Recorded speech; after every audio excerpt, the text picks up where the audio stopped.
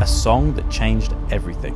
A song of a generation that you know, even if you think you don't. Some of us dance and sing to ABBA and Avicii. A song that transforms a bedroom producer into a global superstar. Get ready for Avicii! Influencing music for years to come.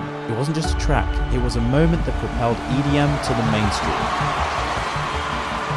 But behind the meteoric rise lies a story of genius, struggle, and darkness. In this video, we'll uncover the story of its raw beginnings from its game-changing impact and the bittersweet legacy it left behind. This is the true stories of Levels by Avicii. It's September 8th, 1989 in Sweden. The 1973 oil crisis was over. The roaring economic boom of the 1980s Sweden began. At last! How to celebrate? One random Swedish couple in Stockholm cried.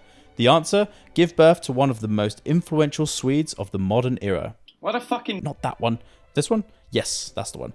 September 8th, 1989, Tim Bergling was born. Young Tim started mixing in his bedroom at age 8, influenced by his DJ older brother, and then taught himself to use a pirated version of FL Studio at 16. He would literally work until the early hours of the morning and then sleep on the roof so he could get a tan. He started by copying other artists' sounds, then branching out by making music more unique. Tim came up with the name Avicii, a respelling of this word, which means the lowest level of Buddhist hell. Jesus, Tim, that's dark. He was actually going to use Tim Bergling as his name, but this was already used upon creating his MySpace page. Good to know that pirated software and a creative MySpace account name are key ingredients to becoming an EDM superstar. Fast forward to 2007, Tim joined the Laidback Luke forums, where Luke Van Scheppingen would discover the talent of Avicii. Tim started sending 5 demos a week to Luke, getting feedback on every single one, with Luke even starting to play them in his shows. To quote Tim, this was the biggest thing ever. Because he was one of the reasons why I started getting into house music. Hi, this is Tim Berg. I'm just doing some final touches on my upcoming single on Joya Records. More on Laidback Luke soon. May 8th, 2008. Completely oblivious to the 2008 financial crash, Tim was casually scrolling Facebook when 26-year-old promoter Ash Panori would slide into 17-year-old Tim's DMs saying he liked his music and he thought he could help. Ash said in a year he would make Tim the biggest DJ in Sweden. Ash started getting Tim remix opportunities, the first big one being a Roger Sanchez remix, then his remix of Bob Sinclair's New New New, getting the attention of big DJs like David Guetta and Tiesto, even leading to David Guetta requesting a remix from Avicii and Tiesto playing his songs in his shows. So with the right manager, positive momentum, the right sample, a MySpace and Facebook account, angry Buddha energy combined with insane talent, work ethic and a rising EDM space, all these things had to fall into place for what was to happen next. And boy, did they fall into place. Remember this guy? In 2009, Tim played his first ever show by opening at the Miami Winter Music Conference for his Super You and Me night. Then spending a summer playing shows and staying with Tiesto and impressing David Guetta in studio sessions. Avicii's songs Alcoholic and Bromance were the first 2 gaining notable commercial attention. This is when Ash and Tim found that famous sample. Oh, sometimes I get a good feeling, yeah. Yeah. Avicii wanting to use it after hearing it in the song Finally Moving by Pretty Lights. After some experimenting, Tim landed on this, the iconic melody of Levels.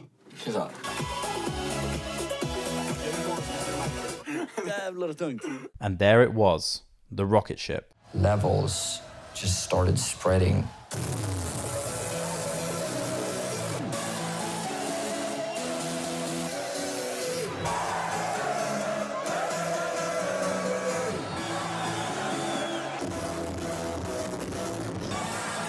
Levels hadn't even been released yet and it was spreading like wildfire. But this was just the beginning.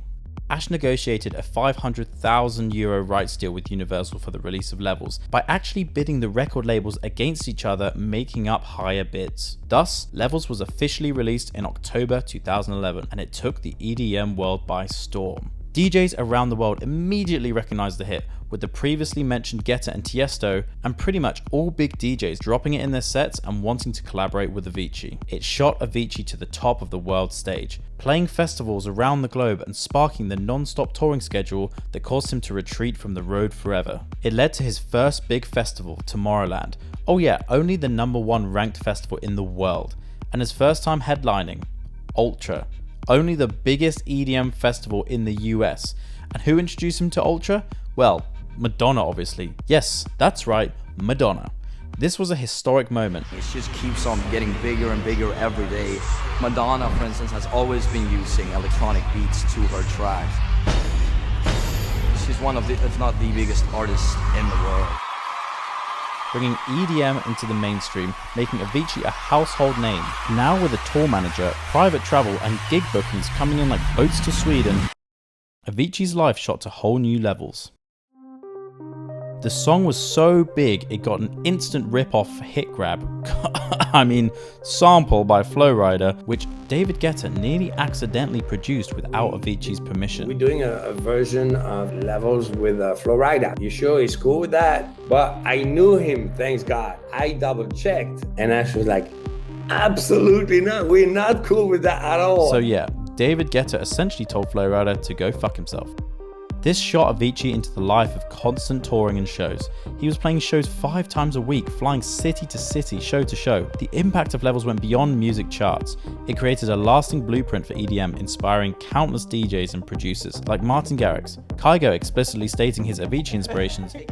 Reason why I started making electronic music, so he was the one, who inspired me. And even to country singers like Zac Brown with his songs Broken Arrows and Beautiful Drug. The use of a soulful vocal sample set off a trend blending nostalgic sounds with modern beats, a style now synonymous with the genre. Even years after its release, Levels is known by pretty much everyone, even if they don't know it by name. After the success of Levels, Avicii went on to work with some of the biggest artists and release hit after hit, starting with I Could Be the One with Nicky Romero, then his smash hit album True with classics like Hey Brother, Addicted to You and Wake Me Up, the latter becoming the most streamed Spotify song in the world. Collaborations with massive artists like Nile Rodgers, Beyonce and Coldplay became the norm. He is the most natural, melodic music writer that I've ever met. As did the crazy amount of shows he was doing. And with those crazy amount of shows, his story doesn't have a happy ending.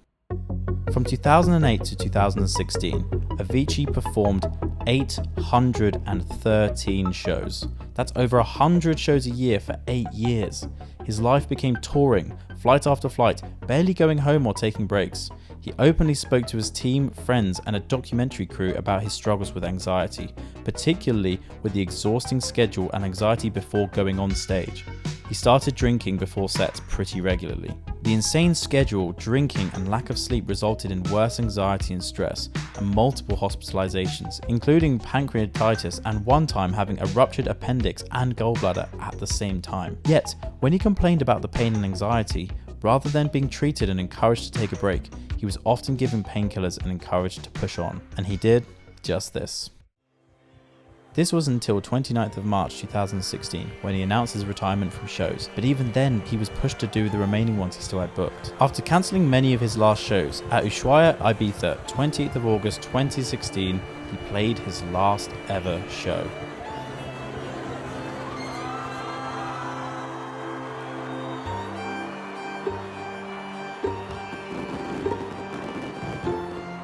He was done, no more shows, just making music. The music scene reacted with mixed emotions, but one thing was clear, the world loved Avicii. Of electronic dance music died Friday. Avicii, whose real name was Tim Berling, was 28 years old. His publicist says the Swedish DJ and producer died in Muscat, Oman. Before a trip to Oman, friends and family reported him in good spirits, but calls to family while he was there left some worried. His brother was so worried he flew out to see him. Tragically, it was too late. The reactions demonstrate how widely loved he was and how much influence he had in the music industry. Some blamed his management team pushing him too hard when he was clearly struggling. It seems we will never know for sure the final thoughts and words of Tim, but one thing's for sure, his legacy and impact in EDM will live on forever. Many tribute concerts were held, one with a much-loved special performance of Levels, and another with many big names he collaborated with. Today, Levels remains one of the defining songs of a generation. Avicii's journey wasn't just about fame, it was about sharing a feeling, achieving a dream, and the birth of an iconic sound that continues to echo around the world.